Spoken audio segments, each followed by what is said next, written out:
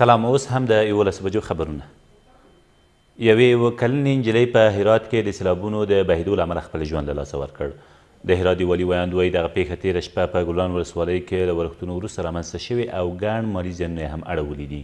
د نوموړي په وینا د دغه ولایت په 3 ولسوالیو کې هم تېره شپه سیلابونه راوتي، خو لا تر اوسه د اوښتې اټکلیز مرګ ژوبلې او مالي زیانونو په اړه کره معلومات په لاس کې نشته. له دې سره سم امریکا له بیرته راستنېدونکو بې ځایه شویو او د طبیعي پیښو له امله له زیانمنو کورنیو سره د څه باندې 1.8 میلیون امریکایي ډالرو په ارزښت مرستې کوي. د امریکا د بهرنیو چارو وزارت د خبرپاڼې له مخې پر دغو پیسو باید د زیانمنو کورنیو لپاره اړین توکي وپېرل شي. له دې سره سم د ملي یووالي حکومت اجرایي رئیس د امریکا له دغو مرستو د هرکلي ترڅنګ په ډاګه کړې چې افغانستان باید دغه پیسې په پوره شفافیت سره ولګوي.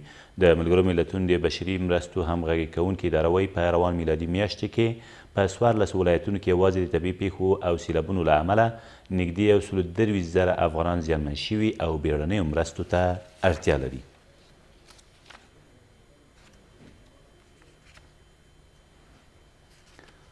په ورته وخت کې په کندهار کې د وروستیو سیلاب ځپلو کورنیو د لاسنیوي په موخه د مرستو راټولولو کمپاین پیل شوی دی. د دغه ولایت یو شمېر مدني فعالیتونو له یوې اونۍ راهیسې د کندهار ښار په بېلابېلو سیمو کې د مرستو راټولولو کېږدۍ درولي او له هېوادوالو غواړي چې له زیانمنو سره مرستې وکړي. دوی زیاتوي راټولې شوې مرستې به بیا د طبیعي پیښو پر وړاندې د مبارزې ریاست ته وسپاري څو پر اړمنو کسانو یې وویشي.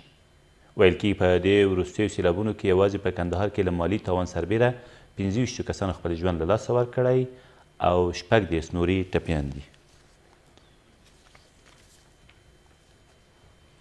یو کس په هرات کې د نشه یي توکو د لیږد په تور د پولیسو لوري ونیول شو. د هرات د امنیه قمندانۍ ویاند وایي دغه کس غوښتل 2 کیلوګرامه نشه یي توکي چې په یو ټیلري موټر کې ځای پر ځای کړي وو ایران ته ولېږدوي، خو تر هغې مخکې تېره ورځ په اسلام کلا بندر کې نیول شوی دی. له دې سره سم یو بل کس د باج اخیستنې او د سفري اسنادو د جعل په تور د هرات ښار د 12مې ناحیې په شاوخوا سیمو کې نیول شوی دی. د کاپیسا د کورنیو او بهرنیو جرایمو پر وړاندې د مبارزې د څارنوالۍ ریاست د څېړنو یو څارنوال په یو ترهګریز برید کې ووژل شو. د لوی څارنوالۍ د خبرپاڼې له مخې دغه څارنوال چې عصمت الله نومیږي تېره ورځ په محمود راقي ښار کې وژل شوی او بریدګر په تېښته بریالي شوي دي.